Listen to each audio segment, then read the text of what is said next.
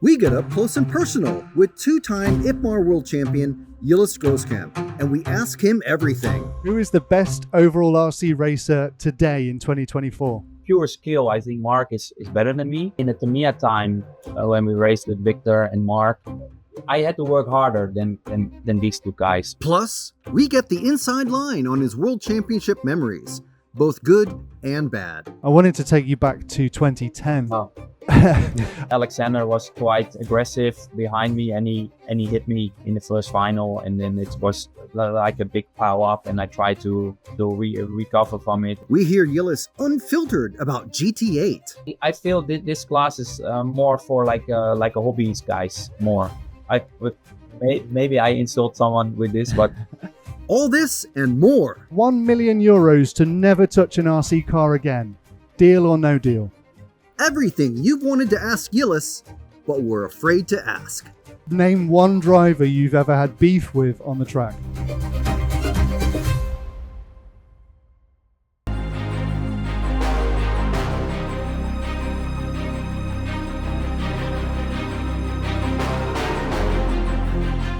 Hello! Hey! Hi, welcome to RC Racing TV's first podcast. What are we doing? Yeah, we're talking to a WC. We're talking to a world champion, a European world champion. That's one of our favorite things. We do have a little bit of a hint who it is. Yeah, can you guess? First of all, thank you to Red RC, first for this awesome photo, and secondly for your coverage, for making the effort to go and cover the Worlds in Thailand. We watched every day, and it was great to see what Red RC did. So awesome picture that we stole. Not covering any watermarks. That's your sponsors. We're borrowing it. Yeah. So you see this guy. Let's talk to him in the flesh. Ladies and gentlemen, welcome to Mr. World Champion Jilles Groskamp. Hey, there he is. There he is in his RC workshop as well. I mean, how amazing is this? This is so cool. Wow. And you've got shelves and shelves and shelves of stuff. yes, I have a lot of stuff here because this is really my own room, and I got everything sorted out there. All the cars are hanging on the wall, and I got the trophies here. Not all, but some. Just the main ones. That's cool. And That's that cool. obviously just next to you there is the car that you won. Well, just a couple weeks ago, in Thailand. It's 1 week and 3 days ago. Yeah. But who's counting? Yeah. Yeah. Can we have a little tour? Are you able to turn the camera around just so we can see what else you have in there? Well, it's just mainly like that's cool. And stuff. And Boxes. My big trophies here. Yeah. And just a bunch of stuff. Bunch of stuff. It's not that big. It's maybe a 10 square meter room, but it's full with stuff. Yeah. Amazing. That's great. Amazing. That's great. And how are you feeling? So you're back in the Netherlands now? Yes, I'm back home. So Netherlands is home now. Thailand was home for a while, right? Yeah. How long were you in Thailand for? I was in Thailand from 2009 to 2019, so it was a total 9.5 years. Wow. And we moved back on 2019 in April. So I'm back already for 5.5 years now. Wow. So really home is now the Netherlands. Some people still think I'm in Thailand, but no, I'm already. Well, the thing is, you came back before. You came back before the pandemic, and then that time made us lose like 3 or 4 years. Just went in the blink of an eye. So it was exactly 1 year before it all started. I went 1 year later to TITC, and then afterwards it was already lockdowns and stuff like that. So in a way we were in time back. Yeah, absolutely. So you don't really have a home advantage racing at Huge RC, I guess, because I guess you have raced there many times. Yeah, in the past because the track opened in 2013, I think, and I was always there, of course, in Thailand. When I go practice, I either go to RC Addict or I went to Huge RC. because of course UTRC is indoor, so you can always race, whatever rain or no rain. And we had the World Championship there in 2014. So I did a lot of driving 2014, but that's already 10 years ago. So it's how fast time is going. And then honestly, I didn't drive there much afterwards because the main races were always at RC Addict.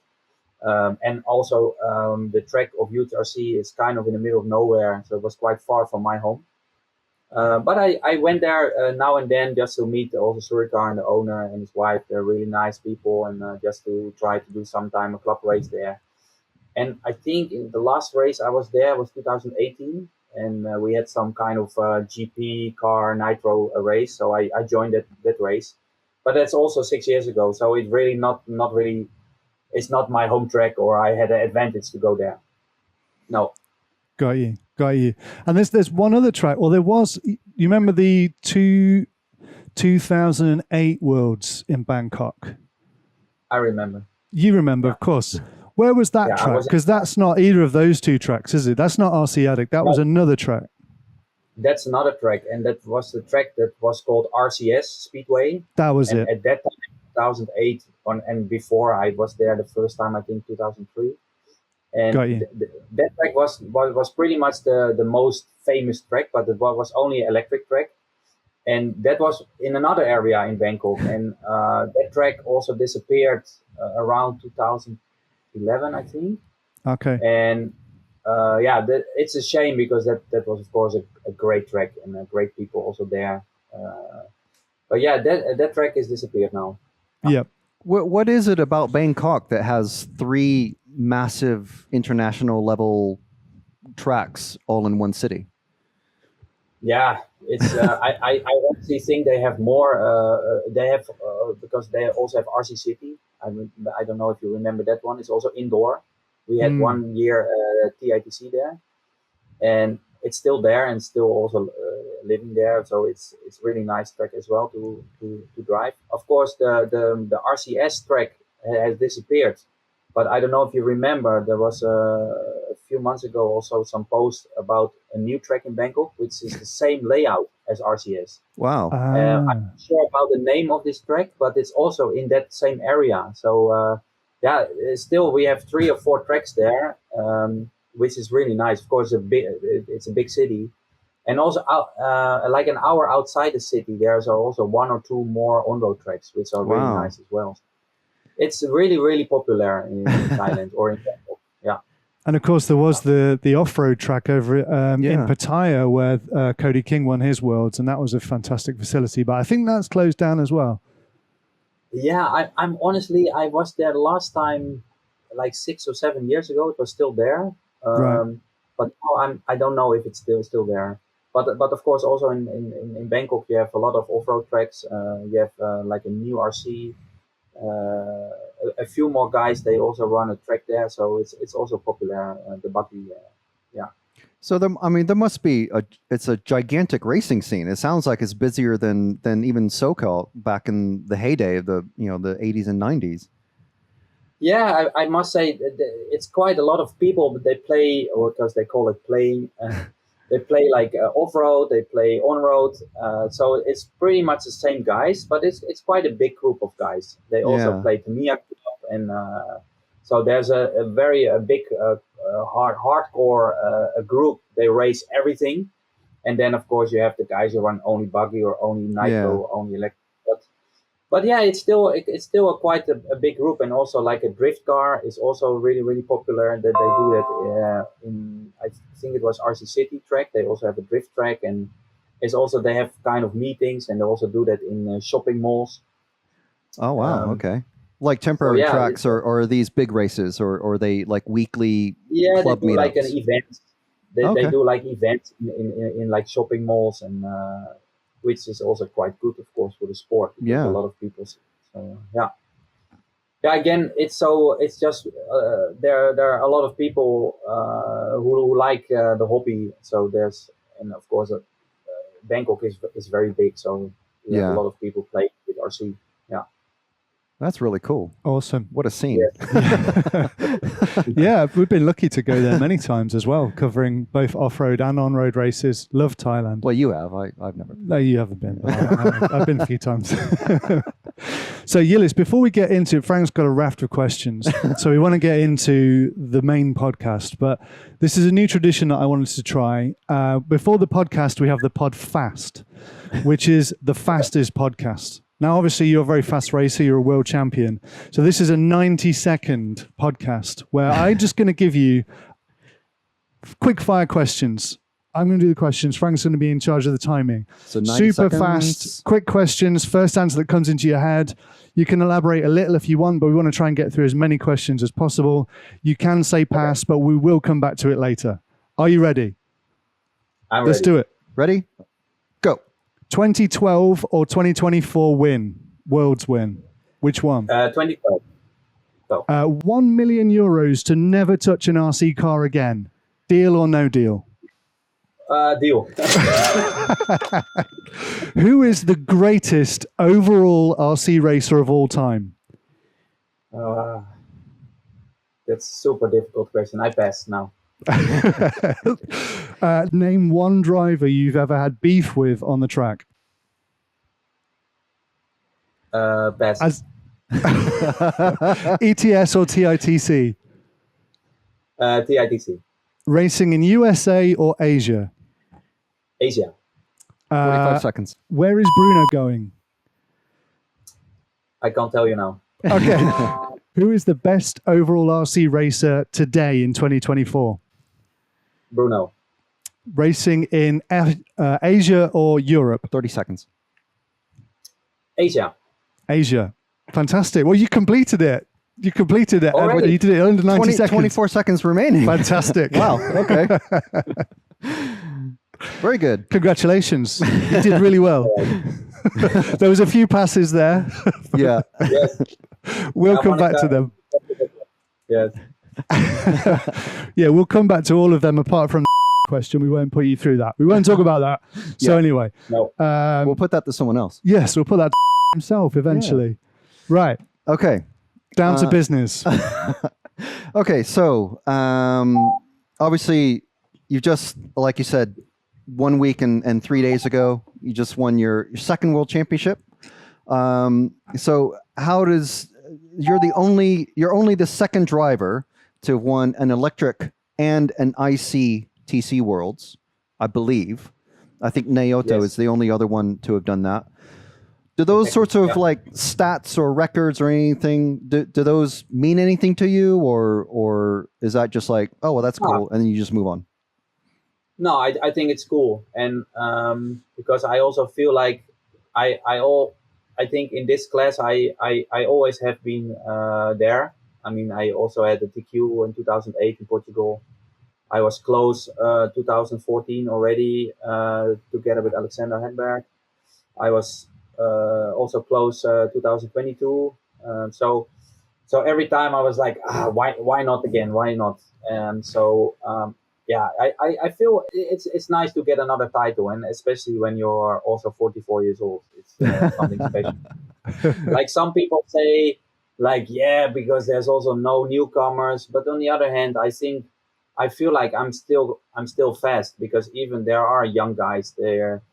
They're joining the group of the top guys, but still we are fast. Like look at Hamilton or for example Alonso. They also 40 or 41. Or so I think age is not a thing. If you just work hard, I think you can be there. And I mean, if you race against Dario, Naoto, Sahashi-san, Shimo-san,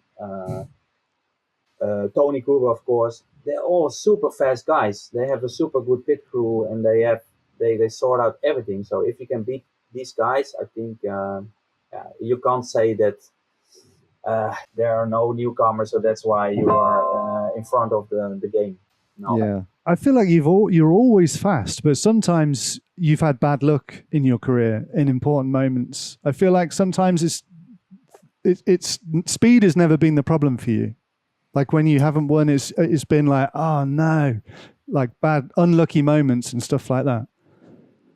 Yeah, I think I must say in the Tamiya time, when we raced with Victor and Mark, uh, I had to work harder than these two guys because they have super good skills, and of course, especially Mark, he's just as exceptional good. So if I want to beat him in that team with the same car, I need to have a better setup. But of course, I share everything with him, so he kind of grabbed my setup and he went on to win the race. But then, for example, in Heemstede, of course, I won because I just also know the track good. And but yeah, so I think I was always fast. I must admit sometimes, yeah, pure skill. I think Mark is better than me. But of course, it's not only skill; it's experience. It's how you find the setup, how you deal with the race. And I always felt that like a nitro is a little bit more my thing because it's more like a strategy thing. Mm. And also, you have to drive smooth, so you have to take care of the fuel, take care of the tire. So you have to be a little bit smart. So I think in this way I can do well. Yeah. Do you feel that you were saying that nitro there is more of a strategy thing? Is it also? I mean, all the pro teams have multiple drivers that share the setups and everything like that. But for nitro, because you have to have a pit guy, and you have to have an engine guy, and then you have to talk about when you're going to change tires. You know, whether it's going to be all four tires or just going to be outside tires, and you know, changing your trim settings and all that. Is it just so much more involved? Is that what really draws you to IC, to nitro? Yeah, I think because, for example, electric is only 5 minutes, and you have to peak at the first corner, and um, I think you need a lot of skill, of course. You need a lot of testing. You need a lot of new tire testing, which is also sometimes a problem in the team. Of course, you cannot always use new because it's also the cost. Um, but yeah, I think in nitro it's more like a team thing, and but yeah, it's also you need a little bit of luck. You need luck with the engine. You need yeah. Um, yeah, but again, I think for me the nitro is easier to be in the front than electric. I think, but also must say the last few years we haven't had a really competitive car, and in the touring car electric, and hopefully soon we have something new. So I'm really looking forward also for next year because I think if I have a competitive EP car, I think I can still do really well. The level, of course, is super high. Yeah. Bruno, Mark, and Michael, those three guys are very hard to beat. But I will not feel bad if I can finish fourth or fifth in a race because I think I can. And maybe some days, if I have a good setup and get a little bit of luck, I can be on the podium still. I feel like this is still possible, and I'm also aiming for this for next year. Electric touring car. I don't know if you watched the A finals from the Euros this year. That Yes. was Yeah, absolutely amazing. Not there, but I want everything. And I try to learn also from this. yeah, it was. I think that A2 final where it was dry, and then it was slick because it started raining in the middle of the race, and then it dried off again on the racing line. It was just absolute. And then three amazing drivers and three different brands of cars, and just mind blowing. Yes. So you were talking about team prep and setup and everything. So you and I think it was Timu that spent quite a bit of time at the track to help the team for the Worlds. What was the reaction when Tony Gruber took that first round TQ? Yeah, it was a surprise. I mean, he's a really good racer. We all know Tony. He's one of the best guys, and also his pit crew is really good. His dad and Ilassi, and because he was in a group in the second fastest group in the qualification. and we were in the last group, and a lot of guys are flipping, and they didn't finish. So I was one time leading my group, and I took it easy the last minute or 2 minutes because I didn't want to crash or flip, and it was the first round. And then I thought, okay, I got it. And then someone said, no, Tony got a faster time in the round before. And I'm like, oh my God. Where is he coming from? Because he struggled for 5 days. He was really slow the first 4 days or 5 days. He never could make one single fast lap. Wow. He was always struggling with the traction roll, and just in general, he struggled a lot. And I think they find some. Yeah, of course they find something, because they still have a few guys also racing the car, the Capricorn. You have Charlie and Meen, of course, in Thailand. They also test a lot, so they should know. And because of the grip level changed every day. Because I don't know if you saw it, but the first day we actually drove the faster lap times than in the final day. Really? Because the traction got higher and higher and higher, and because it's indoors, the traction will not go away. Right. Because you don't have rain or wind or dust or whatever. And so the traction got higher, but the lap time gets slower, so the car get more heavy. So also the fuel consumption changed, the tire wear changed. Wow. So I think for them, they got closer to the good setup, and we kind of disappear again from the setup. So we also had to change again the setup for the qualification and the finals.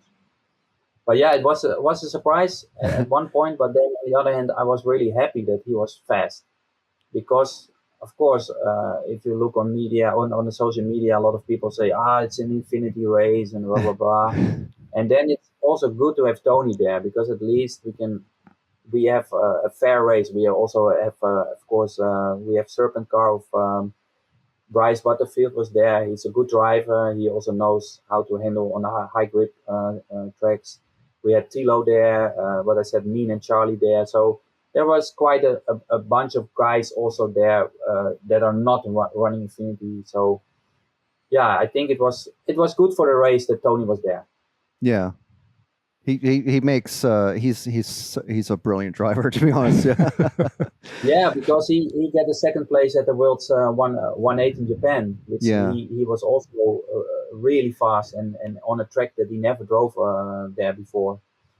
And I think he was only half a lap behind Dario on the end in 1 hour race. So yeah, and of course, it's really good. GT8 as well in Australia. He did very well in that. Are you? Yeah, of course. Yeah. What do you? What's your view on the GT8 class? Do you enjoy it? Do you like it? Do you think it's? Do you think it's going to grow? I don't know. I feel this class is more for like a hobbyist guys. More. Honestly, maybe maybe I insult someone with this, but for me it's because it's fast, and you can race really nice, like a door to door with these cars, with these body shells. But I still feel like this class is, I think, more for the hobby guy. It's the same as the Tamiya Cup, that you have more. It's more fun. Okay. But yeah, who knows? Maybe we come out with a car and races. We don't know. You might be racing it next year. Yeah. So just a question. I think. Well, I have a few more questions about the worlds that we just saw. But now on Superpole. Now you've told me in the past that you're not a fan of it, but you got into the final with Superpole. So are you now a fan of it? No, I honestly think that if you put the 4 fastest guys in the qualification straight in the final is more fair, because you qualify 6 rounds of 7 minutes, and then in the Superpole you can't get through for some reason. In the semi-final you have a problem, and you're not even in the final. I feel like now I think the EFRA changed back to the 4 guys in the final. And the IFMAR still do the Superpole. It's exciting for the crowd. And of course, this race was nice that I won the Superpole. Finally, I win the Superpole. I must say it gave me also the confidence for the final, because I knew, okay, if I can win the Super Bowl, it means I also have the good pace for the final. So yeah, it was a surprise because Super Bowl was together with Dario and also Tony, and normally, yeah, these guys they have something special, or they can always pull out a very good lap. But now, yeah, this time I also put out a good lap, and yeah, I won it. So it was nice. I must say, it's a nice feeling to go directly in a final. It's a lot better than doing a semi-final. Do you make a lot of, or did you make a lot of changes to your tuning setup specifically for Super Bowl compared to when you went into the main final, the hour-long final? Was there a big difference in setup? Now, honestly, if you look, you have in the race, you have three things. You have the qualification, you have the Super Bowl, and you have the final. In the qualification, we also broke our engine, the best engine we had. So in the remaining rounds of qualification, I was not happy with the engine. It was sometimes not stable when I came in for the pit stop, and so yeah, for Super Bowl, we actually ran the same engine that we run in qualification, but in the Super Bowl I changed the body shell because I ran my other body shell in the race and also in qualification, but I felt the white painted body shell. It sounds weird, but the car was faster with this body shell. It's such a shame. Yeah. So many racers don't race in their colors because it's for some reason faster. It is some reason faster, but I think I know why. Because at the UHRC the traction was very high, and with a one color body shell, I think the roof is more lightweight, and therefore you can put more weight on the side of the body shell. Because as you know, we have a minimum weight for the body shell, which is good, but of course you can put some extra tape on the side of the body shell. And so I decided for Super Bowl because you just need one good lap, and even the car was difficult to drive, and we added a little bit more front camber. We opened the rear towing just to get the maximum steering, and yeah. So for Super Bowl we changed the body and we changed also the camber. But then we didn't change the engine, but we're still not happy with the engine. So actually in the final, I drove a different engine, which was more stable.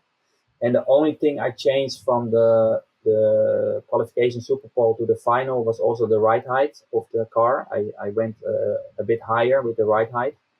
And I took back the camber again, how it was in qualification, and also the toe-in.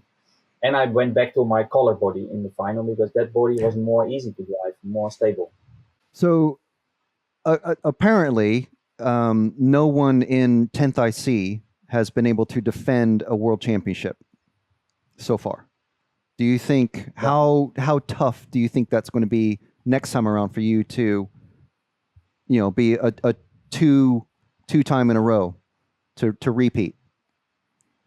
Yeah, it's really tough because also in Gubbio, and Gubbio we probably have a bit more drivers, and also some.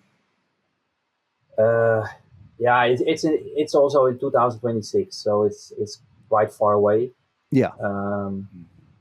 I'm sure we can have some updates on the car by then, but of course, yeah, you have a lot of guys who gonna race Infinity car. So there he is again. So you need to make sure that the engines are good. The runtime, of course, is critical. You can have a little bit more time for the fuel. The fuel mileage is of course nice to have there. But yeah, Gubbio is of course a super nice track. I think it's good that they go there because they have to keep the class alive, the 110 class. Yeah. And but yeah, for me, I'm always happy to make the final, and then we will see. Yeah. Of course, now I'm a little bit more like, okay, final, not enough, but still. Yeah. But yeah, Gubbio, you have guys, of course, like Dario and Francesco, and also Tony has been there many times. So I'm sure these guys are gonna be fast, really fast. Yeah. you have to come up with a plan. I think for the final, you always have to come up with a plan. So maybe our plan there will be to have an engine that you can run longer, to have less tire wear. You can do something with this, but we'll see. It's still far away. Yeah, I mean the first corner there is really tightly banked, isn't it? So you'll have I mean that adds loads to the the right side tire wear is that's what you'll be. Yep. I mean, obviously, I know it's like a year and a half away before you even start thinking about going there to do testing and stuff like that. But it's we've been there a few times, so kind of familiar with it. Yeah. I hope for that race sometimes they can do a slightly different layout, because of course in the World Championship there for the EP. Pretty bad with the computer. I don't know if you remember the EP Worlds there 2022. Yeah. Put the coin the dots there. It was actually terrible. Yeah, it was really bad I think for a lot of guys. So I don't know why they not drive the other way or make a chicane somewhere just to make it a bit more different and interesting. Because if you drive again the same layout over and over again, I mean, a track is a track, but or maybe you can change the curbstones or do something that it feels a little bit different track than so many years. Yeah. Talk about the Worlds coming back to Europe. It's going to be in Gubbio in 26. We're doing this series of podcasts on Europeans who have won the World Championships, and Europeans have won in USA, they've won in Asia, they've won in Europe this year. It's been a super strong year for Europeans. Why do you think we're doing so well? I say we're cashing in on some of your glory, but why are we doing so well compared to Asia, Americans, etc.? I mean, there's a bit of in off-road particularly, there's a big ongoing battle, but Europe versus USA, and Europe are doing really well. And we saw last year as well, Europeans won, I think, all but one of the World Championships that were last year. Yeah. So Europe's on a really strong kick. So kind of a common topic with this, I think. So why do you think so? I think I honestly think that we work really hard. I think also the competition is really strong, in Europe. Look at the touring car, look at the buggy. There's so many great drivers. They also get, of course, good support from their teams, from the brands that they race for. I think in America, of course, you have the buggy scene. It's quite big, but it's only buggy. But then if you look to the on-road side, there are not so many guys that are fast in on-road. Of course, so at the Worlds, you have Jacob and Sam that make the final, which is good, I think, for them. But yeah, if you go to like a Snowbird race or like a Cleveland race or whatever, the level is, just a few guys are pretty fast, but then they can run fast on their track. But if they come to Europe to an ETS, it's like C main or D main, and I'm like, hey, you guys can be so fast on your own track, but you can't be so fast on another track. So that means that the experience they have, it's just just limited. And I think we as European guys, we travel more, we go to TATC more, we go to other races. So we have seen so many more tracks than some of these guys. So I think that's why the level is so high. Got you. It's quite a deep bank of knowledge that the racers and the teams all have together, and they share it as part of being a team, isn't it? Yes. Yeah. Yeah, it's also strange to see, like, for example, in China, there's, of course, a lot of people now starting to play RC, but still there's not really a Chinese guy who really coming up there and show at TATC. He can be in an A main and that kind of surprised me that there's quite a big group of guys there racing also seriously, because also Chinese people are, of course, more focused and they really want to be good. But I'm still surprised that there's still not a newcomer coming up from China. But I'm sure it will happen, but it just takes time. Yeah. Absolutely. You're on a high moment of your career, and you've obviously 2012 was a high moment. This is a high moment as well, and it must be an awesome time. I wanted to take you back to 2010, the Worlds in Germany. Wow. I'm not sure if you want to go back there, but can you tell me what happened there? I've seen the footage. And I'm still not 100% sure. I wonder if you could just relive it for us. What happened? The biggest problem was, we were really fast. The Mia guys, it was Mark, Victor, and me, and we were always 1, 2, 3. And the only guy who was close was Alexander. He was, I think he qualified 3rd. And the problem was in the last qualification round, I needed a 2nd place or whatever, but my car was really, really good. So everybody thought, okay, Jilles is going to TQ, I start 1st for the final, that's it. But then my radio, at that time, 2010, we just started to run with 2.4 gigahertz. And there was, of course, a lot of cameras, a lot of footage around the track. And my car didn't even turn on. So I had to skip the last round of qualification. And that's why Mark, he beat me for the TQ. So Mark started TQ, I started 2nd, and Alexander 3rd. And Victor, I think, 4th. So I had to see what I had to do for the finals, because there was no way I could keep on the 2.4 inside my car, because I was not sure it will turn on. So I had to go back to the 40 megahertz, which is completely different feeling. So your throttle, your steering is completely you have to start from 0 again. Is that because you were using a different radio set, or because of the speed of the radio transmission? I think it's the speed of the 2.4 and the 40 the 40 megahertz. Right. There was something different. So for sure, when I put on the 40 again, the car feeling was completely different. So my braking point was different, etc. So what kind of happened that Mark started 1st, I 2nd, and I tried to follow, and I had some trouble with breaking points, and then also Alexander was quite aggressive behind me, and he hit me in the 1st final, and then it was like a big pile up, and I tried to recover from it, and I crashed some more guys, and so that final was gone, and basically in the 2nd final something happens again with Alexander, which was of course not so nice. We talk about it afterwards, of course, and I think now it's all good. We are older now. We are father, and we have children.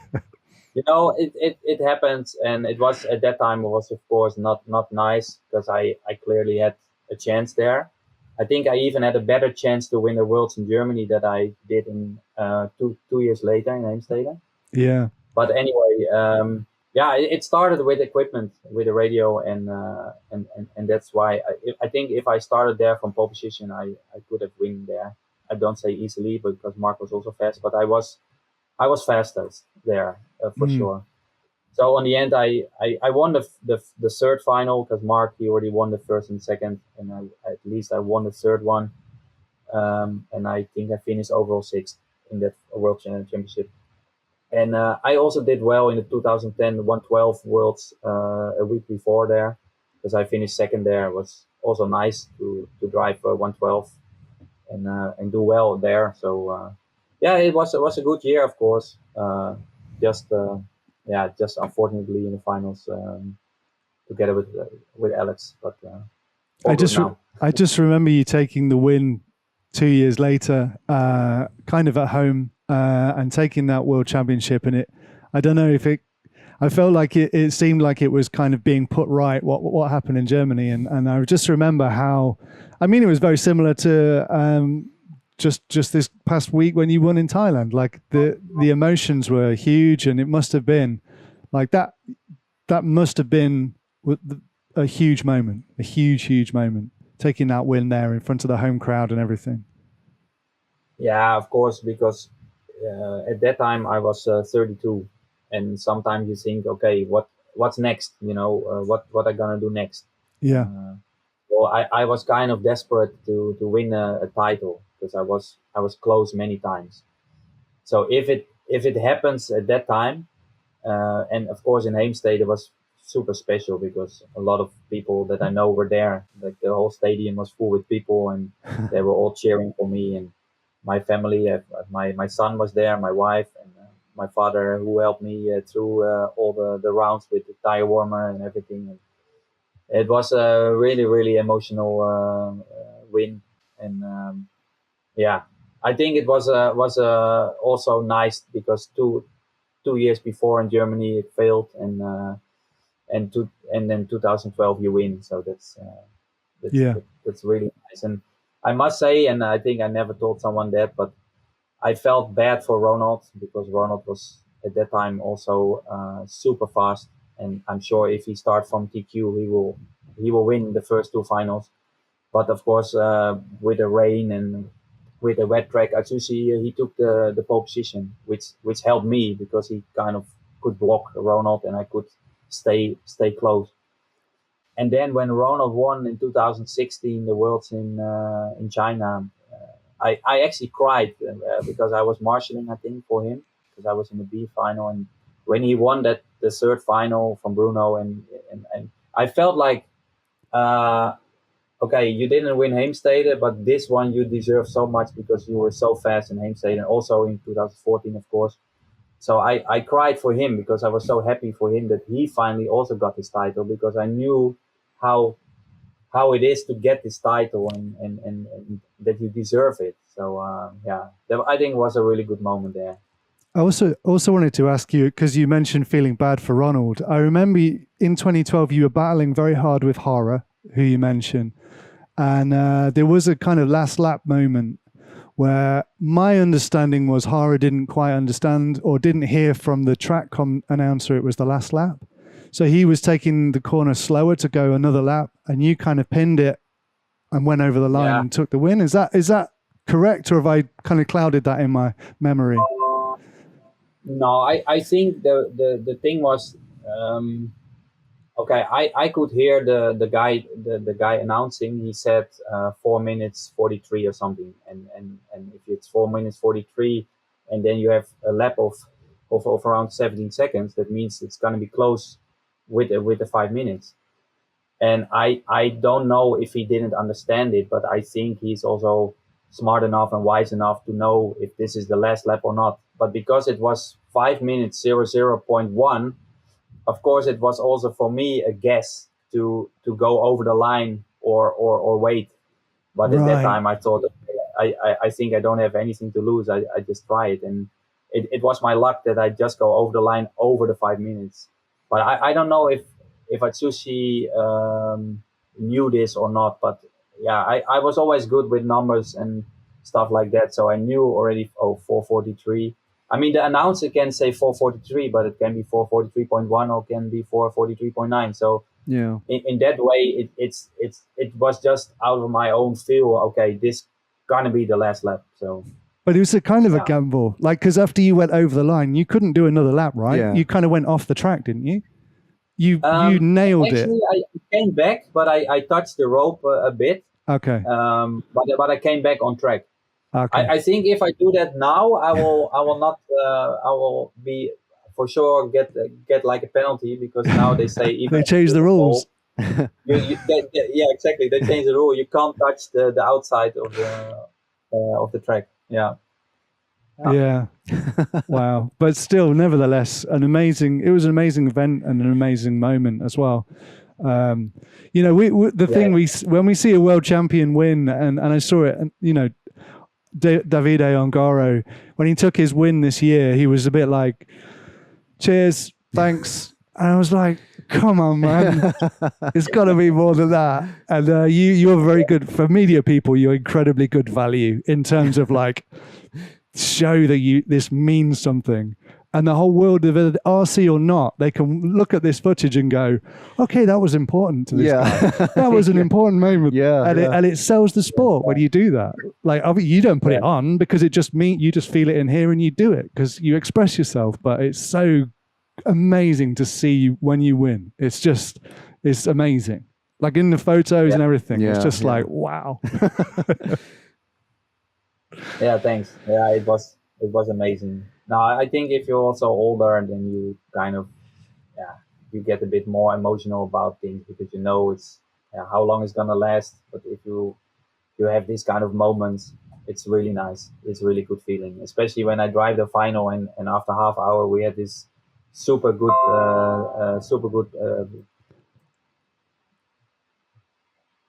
pit stop with the tire change, and we only did one side, and then Sashi changed 4 tires, and then suddenly you have 1.5 lap in front, and you're thinking, Jesus, I can win this race. And then you drive also so differently. You drive smooth, and you kind of control the race, and that feeling is really great. It's really great. Cool. I've just been wondering about because we talked to the EFRA section chairman for 10th IC, 10th and 8th, and there's kind of a movement, obviously he's trying to bring more people into the IC track. So, what are your thoughts on the major event attendance and how to bring more people into IC track, or do you think it's maybe is it at like sort of medium popularity, low popularity, and it'll eventually rise again, or what are your thoughts? I think it's difficult now because, of course, the cost for the hobby, tires, engines, it's all to the max, so how long you can last with one engine, how long you can last with a lot of spare parts in your car. And I think that's the reason also electric is more popular, because it's easy. You go to the track, you switch on the car, and you can drive. With a nitro, you need a mechanic, you need someone to help you. If you're a beginner and you have no idea how the clutch works, or you have no idea how to tune the engine. So, I mean, it's super nice. It's a nice class, but you need to have experience to go around, to go to the track. And I think maybe we need an easier engine that people can understand it quickly.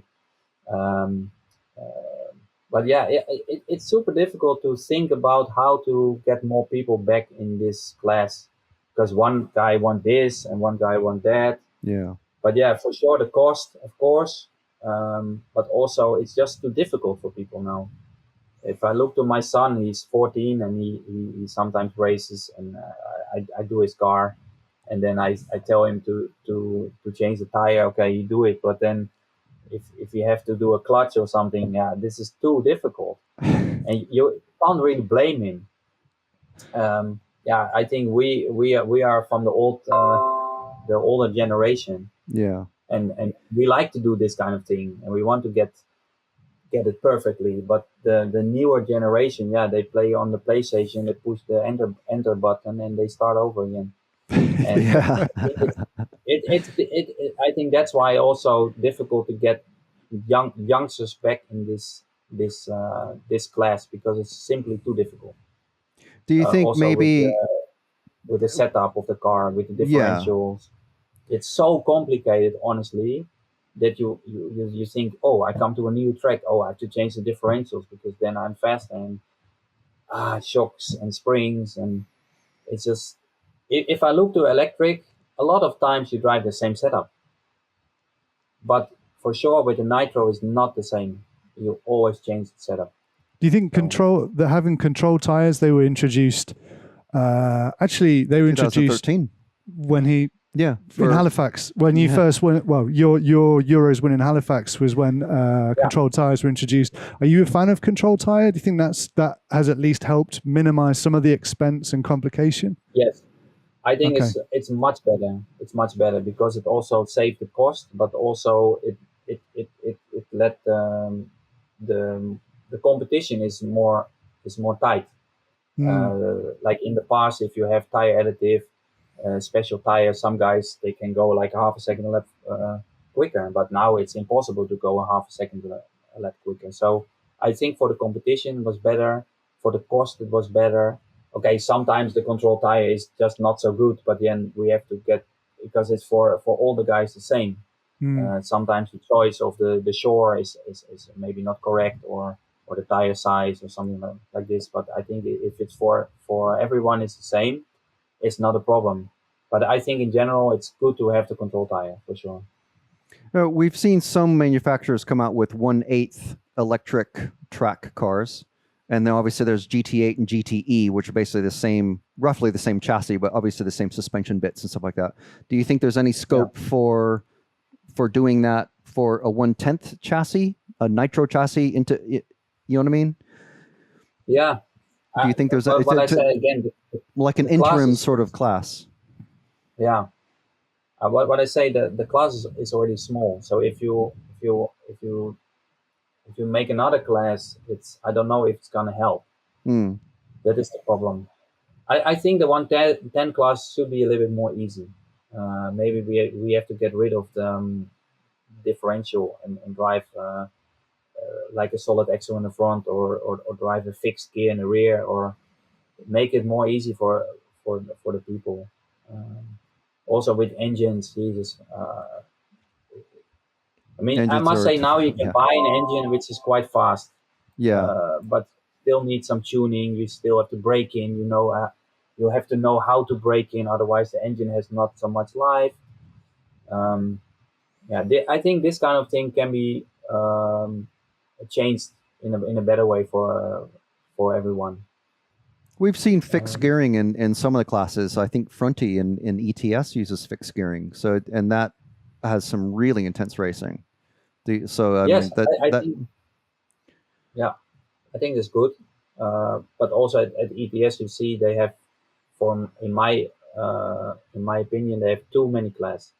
They have 40 plus. They have 17.5. They have 30 of modified. I think they have 3 or 4 different touring car classes, which is on one side nice for the people who want to drive in that particular class. But on the other hand, if you have too many classes, it's not like in the past we had only one class was modified, and we have 150 driver. If you can win that race, it's really good. If you make the B final, it's really good. But now there is only the B final in every class. So I think we always have to ask the driver and the racers what they want. I think this is the most important. But this is one thing that they do good at ETS, because Uwe is always open for changes, and he thinks with a clear mind. Okay, what we're gonna do for next year? What is your opinion? So I think that this is good. And in the EFRA also they do a lot of good things, but sometimes they stick too long with the old-fashioned thing, and also needs to have a fresh new thinking about things, I think. Yeah, there's some new blood coming in, so we're happy to see that happening. Yeah, that's good. So just sort of final questions, I suppose. So what would be the first piece of advice you would want to give to a sportsman racer who wants to level up their racing? Just as Just practice. practice. That old line. The funny thing is, like some people, they race a few years and they think they can already have that level, and they say, "Oh, my local club, I can do the same lap time as this guy." But and I said, "Hey, but don't forget that it takes so many years to get to that level. You can be fast at your home track, but then you come to a new track and you struggle. And the only way to tackle that and to get better is just to drive as much as possible. So if you are racing in the summertime, you are racing the nitro class, try to find an indoor track in the winter time and drive 112, or drive touring car, or drive mini, or drive any class just to get the skills. Because some people, they only racing in the summer season, but they don't race in the winter season, and then they expect to do well in summer season. But if I look to my past, I was racing every week, winter or summer. My dad, he was a school teacher, and they had the gym in the school. and it was only 20 meter by 8 meter, but we bought the carpet, and every weekend we roll out the carpet, and we were racing Friday night, Saturday, and Sunday, and we rolled it back up Sunday afternoon. And my dad was doing his class, and he's doing the homework or the preparation, and sometimes he also played. And I invited a few guys who were friends of me who wanted to play as well. And of course, at that time, I worked at AMB, the timing company. So I also had the lap times, which was really nice, of course, to practice with the lap time. But I did this for 8 or 9 years, in the winter time, almost every week. And that is the level that we are now. Because if you don't practice enough, you never get the level. Absolutely. Yeah. I was in your early career, or for a lot of your career, you raced for Tamiya, and the Tamiya racing factory was super dominant. You know, we talked before about you and Mark and Victor. You guys were always there, and it was kind of like a stronghold that you guys had. When exactly did that come to an end, and what was that like for you, kind of realizing this big thing that I've been part of is, like, did you leave and then it ended, or did you all leave at the same time, or what was that kind of transition in your career? Because it could have been like you would be thinking, this is terrible, but maybe it was like the kickstart to everything that you're doing now. I don't know. Yeah, it was, of course, and in 2008, Mark win, or actually in 4 already, and then I joined in 2008, Tamiya, and at the end of the year 2008, Mark won the Worlds. I was in the final, Victor was in the final. At that time, also Hupo Hunnikel was one of the team members.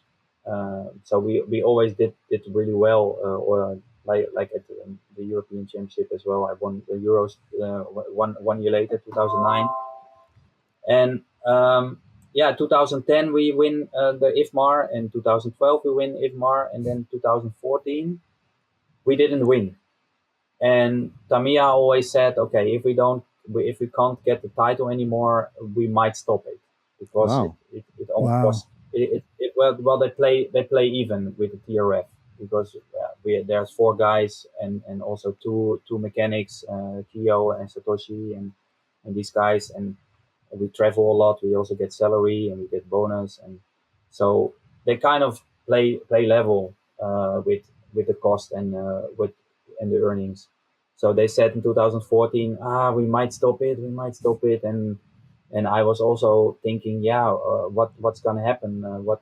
What's next? So, and then I get an offer from Hot Bodies end of 2014, and I was thinking, I can stay with Tamiya, and I was also not happy with when we get the new car, because in 2008 and 2010 we had the Tamiya 416, which was the best car out there.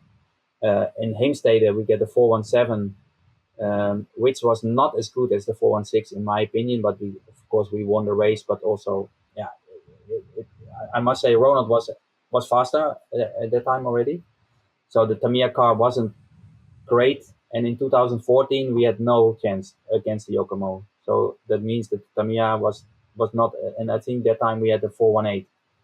And so we were waiting for a new car, and we were thinking, hey, the 418 car is not the car that we're gonna win with. So for me, it was clear, and I also get a better offer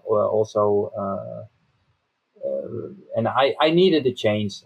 So for me, it was kind of over in 2014, end of 2014, I switched to Hot Bodies.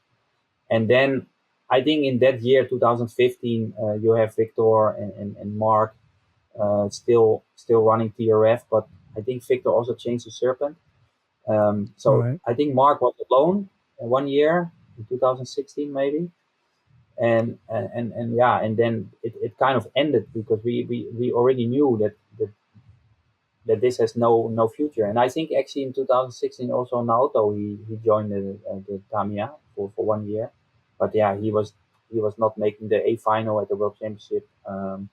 Mark, he didn't do well in China at the World Championship. I think also Christopher Kropp was running TRF at the time, and also Akio was coming up, but they couldn't get a podium. So I think at that time Tamiya said, okay, this is it. this is the end of the TRF time. So I think I stepped out one year before, which was good, and maybe this was the beginning of the end. Yeah, maybe, but yeah. That's good. Good bit of history there. Yeah. Yeah. And I mean, what do you think about them coming back now again? Apparently, there's a little resurgence. There's a smattering of Tamiya racers out there still. They have of course a nice car. I must say the 421 now. I think they have now 420. It's kind of based on most other touring cars, long suspension arm, short shocks, etc. etc. But of course it's Tamiya. It looks good. The quality is nice, and they have a Japanese driver who made the final at the TATC. Which was nice to see. They can be also competitive, but I don't see them really coming back with a team in Europe or because I honestly don't know who can race for Tamiya, and if they have the budget again to do the same thing. I'm not sure. But yeah, I think Tamiya is always there, and they can always do nice things. And but I don't think Tamiya really needed to have a team. Like, of course, there are in the world a lot of people who are just fan from Tamiya, and they will buy the car anyway because they are a fan, and maybe they don't look to the if they win a race or not, or how good the car is, but just the looks is nice. And it was always I don't see them coming back. Yeah, it was always an interesting thing seeing, like 3 top racers running a Tamiya car, and then you might turn around at your club and next to you is someone running a Tamiya mini car or something like that. Just an all plastic chassis. It was a weird sort of time, I guess. The same brand, but yeah, it was cool though. It was I mean, that blue though. That blue was really nice blue. Yeah. So yeah, wrapping up now. What else have we got? Have you got more? I've got. I mean, we're going to be seeing you next year in Appledorn for sure. Yeah. Yes, I will be there. That will be a good one. Do you like the track, Appledorn? I mean, how far is it from where you are? It's an hour drive, an hour 10 minutes. So it's not really my home. Yep. It's not really my home track, of course, but I know that good. I will go there a couple of times to practice. Yeah, they take it seriously, don't they? I mean, they really put a lot of effort into that track. The club do. Yeah, the track is awesome. The people, Peter and his crew, are really nice guys, and they really push a lot. To have that event, and also they do ENS and ETS, and now they have the EFRA Euros. So I think it's a great venue, great track. Also, I think we're gonna expect also a good number of people there because it's close to Germany. It's not far from France.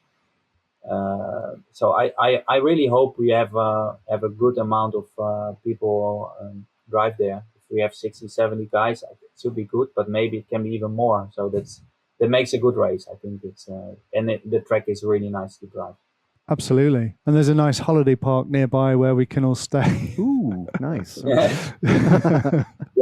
if you don't want to stay in an expensive hotel, you have also a lot of holiday parks there, which are a lot cheaper. Yeah, which is also really, and it's close by. Yeah, absolutely. Are you? I might do the same. Yeah. Are you? Are there? Do you know? Can you say? Are there any plans for an electric chassis from Infinity? Or I mean, are you going to be moving into electric soon? New electric. Yeah, we working on something now. Of course, everybody have seen. There's of course by other manufacturers. There's constantly a push making the cars better and faster, and we didn't follow. We have our platform, which is it's old now, and we all know that. Old. So we are working on something, but again, I cannot say more details. I also don't know when it's gonna release or when we're gonna make the first test. But I think something gonna happen soon, and we will see something for sure new, because we are super competitive in 1.8, competitive 110. We get a world title also there, and I think EP is the next thing that we want to be back in the competition, and we want to be back to be competitive there. So for sure, you will see something soon. Oh, very good. I mean, I love it when we're at like a major race, whether it's a EC, WC, or just a big ETS something like that, and there's multiple manufacturers, like 5 different makes of cars in the top 5. That's just amazing. That's what you want to see. Yeah. Yes. Yeah, absolutely. Yeah. So yeah, we definitely want to see you up there. So I don't know. Anything else you want to? I think we've taken more than promised of your time, Jilles, and you've been very generous with us. Thank you. It's absolutely fine. Thank you. I think my daughter is asleep. My son is just coming home from school. Awesome. Okay, well, we'll let you get back. Yeah, hi to the camera. Hey. Yeah, that's there you go. Hello there. How you doing? Yeah. Is this a future world champion? Maybe. Maybe. Well, he did really well at the Dutch race because he won one round of the Dutch series in Holland. Fantastic. And, yeah, it was nice. Yeah. Are you a supportive pit man for your son? Are you supportive, or do you fall out and fight, or are you like?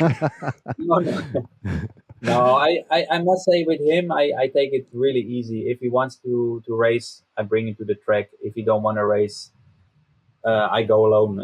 Simple as that. I don't want to push him.